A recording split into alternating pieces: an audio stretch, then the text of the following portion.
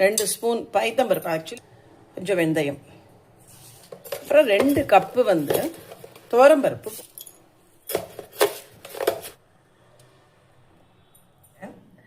பரங்கிக்காய், வெள்ளரிக்காய், பீன்ஸு, அப்புறம் பட்டாணி, இதெல்லாம் நம்ம போட போகிறோம்.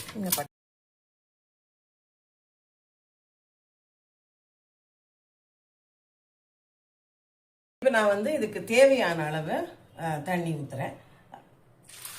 அது உங்களுக்கு தெரியும் இல்லையா, பருப்பு கொஞ்சம் போட்டு காய்கறியும் போட்டிருக்கோம். அதனால் ஓரளவுக்கு ரொம்ப வேண்டாம், ஏன்னா அது அப்படியே தான் சாம்பாராக நம்ம கொட்டிக்க போகிறோம். அது அரைச்சி கொட்டி எல்லாம் அதில் தான் பண்ண போகிறோம். அதனால் ரொம்ப வேண்டாம், ஓரளவுக்கு போகிறோம். நான் அதில் ஊற்றிட்டேன்.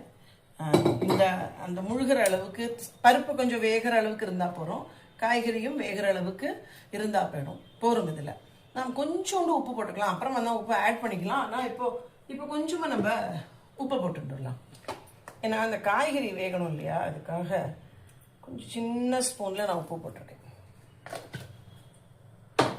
இப்போ இதை வேக வச்சு எடுத்துட்டுலாம். அடுப்பு மூட்டிட்டேன், விசில் வரட்டும். அப்புறமா நம்ம இதுக்கு உண்டான அந்த மசாலா என்ன வறுத்து அரைக்கணும் அப்படிங்கிறத நான் சொல்கிறேன். அப்புறம் கடலைப்பருப்பு, ஃபஸ்ட்டு உளுத்தம் பருப்பை வறுத்துட்டுலாம், அப்புறமா கடலைப்பருப்பு போடலாம். ஏன்னா ரெண்டுமே நான் 2 ஸ்பூன் கடலைப்பருப்பு, இப்படி தனியா, அந்த தனியாவை போட்டிருக்காங்க. தனியாவையும் சேர்த்து வெந்தயம், 2 வெந்தயம் அதையும் போட்டு வறுக்கணும். சொல்வா இல்லையா, பைடிகை மிளகான்னு நல்ல கலர் கொடுக்கும். ஆனால் வந்து அதில் உரப்பு இருக்காது. அது ஒரு 3, நம்ம மிளகா 1, 2 இல்லை 3 போட்டுக்கோங்க. காரத்து நான் 3 போட்டுக்கிறேன்.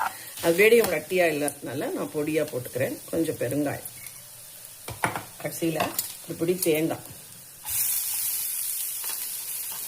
எல்லாத்தையும் போட்டு ஒரு வறுத்து மட்டும். 2 பட்டை, 2 கிராம்பு, கொஞ்சோண்டு மசாலாலாம் வறுத்தோம் இல்லையா, அதை நான் இப்போ அரைச்சிட்டேன். அது இருக்கு, நான் டேஸ்ட் பண்ணி பார்த்தேன். எனக்கு நிறையவே வேணும், உப்பே போடலை. காரப்பொடியும் போடணும். அதுக்கு கன்னடக்காராலும் போடுவான். அந்த வீட்டு கம்மியாக இருக்கிறதுனால நான் வந்து இவ்வளோதான் கரைச்சி வச்சுருக்கேன். இந்த புளி தண்ணியை அப்படி விட்டுடுறேன். கடுகு, கொஞ்சம் ஜீரகம், வீடிகை மிளகாத்தூள், பெருங்காயம்,